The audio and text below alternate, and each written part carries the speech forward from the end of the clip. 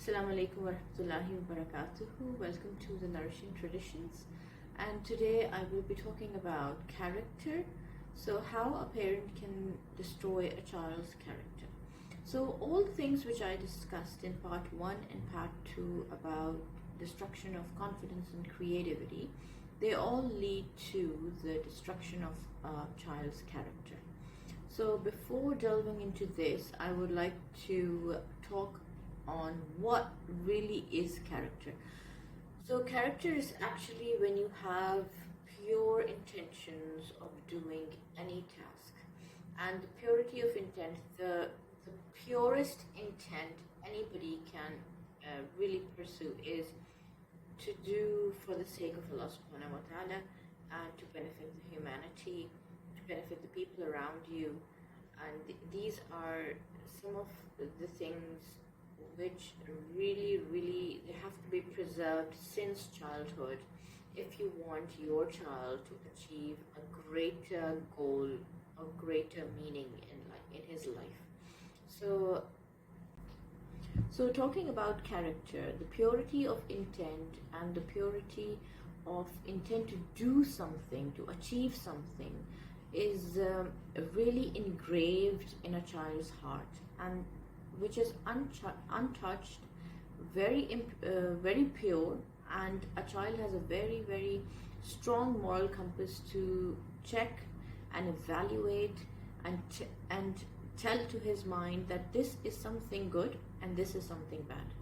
So when a child is born and he comes into the world and he sees human relationships, he sees interaction of people talking to each other, social interaction. So his moral compass and his alarm, which rings on wrong things happening in front of his eyes, it really means that it is ringing because it's not yet touched by an outer person or outer influence. And a normal person or a normal child can very much differentiate between good and the bad.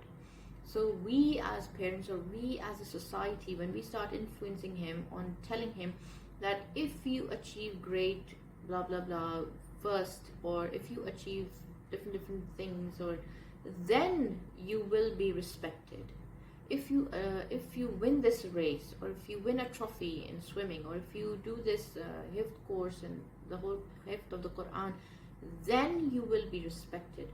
So these things, they corrupt his mind and the purity of intention. If the purity of intention of doing and achieving anything for the sake of Allah subhanahu wa ta'ala, and it remains untouched by the outer influences or materials or rewards or punishments, then his character will be preserved on the pure intentions of doing and achieving anything good in the world. And this will eventually make his akhirah also very fruitful. So we as parents, when we talk to children, we should stick to the values, and we should stick to nurturing his tree, whose seed is actually engraved in the heart. So don't corrupt the tree.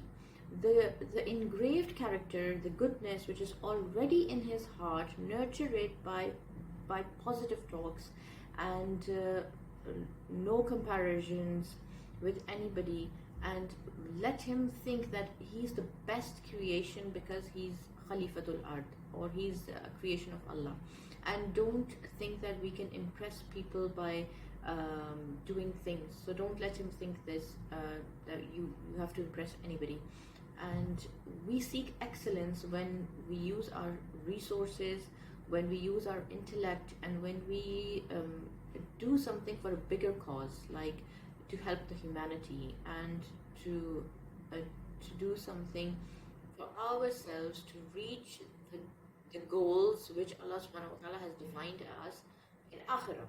So there are goals which children will gain in dunya and they will gain in akhirah. But if their main focus is akhirah, then inshallah their character will not be corrupted, and it will always remain firm wherever they will go, whatever the difficulties they will face, failures they will face, they always know that this is not the end of the world. But yeah, anything which can harm their akhirah, it can be the end of that world, and there should not be any compromise. Child and every adult, they have a self-talk, and we as parents, it's our duty to nurture a positive self-talk in every child, every of your own child. So our subconscious mind basically stores these experiences, or the things which we see, the adult talk which goes on around in our houses, and these experiences, they make our subconscious mind.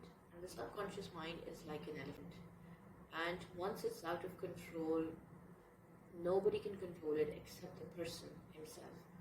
And we want our children to have this control on their subconscious mind in order to have a firm belief in themselves.